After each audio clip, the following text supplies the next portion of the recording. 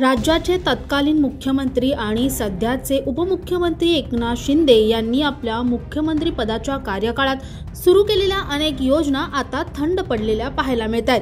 आनंदाचा शिधा योजनेला यंदा मुहूर्त मिळालेला नसतानाच मुख्यमंत्री माझी शाळा सुंदर शाळा योजनेवरही लाल शेरा मारण्यात आला आहे। ही योजना एकच वर्ष राबवण्यात आली, यानंतर यंदा योजनेला बगल देण्याचं काम करण्यात आले। त्यामुळे राजकीय वर्तुळात नव्या चर्चांना उधाण आले।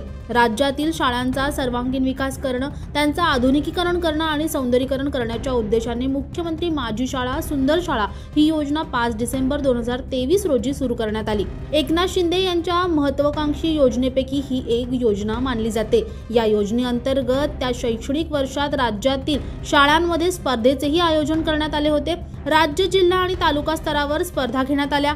लाखो रुपयांची पारितोषिकेही देण्यात आली। त्यामुळे राज्यातील शिक्षण संस्थांसह विद्यार्थी आणि पालकांमध्येही या योजनेची चर्चा होती।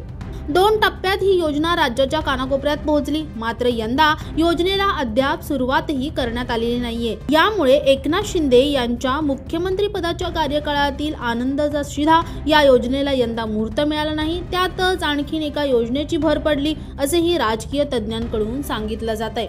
दुसरीकडे मुख्यमंत्री देवेंद्र फडणवीस आणि उपमुख्यमंत्री एकनाथ शिंदे यांच्यातील सुरू असलेलं कोल्ड वॉर काही लपलेलं नाहीये। तज्ज्ञांनुसार असाही अंदाज वर्तवला जातोय की त्यांच्यातलं कोल्ड वॉर हे सध्या वाढत आहे।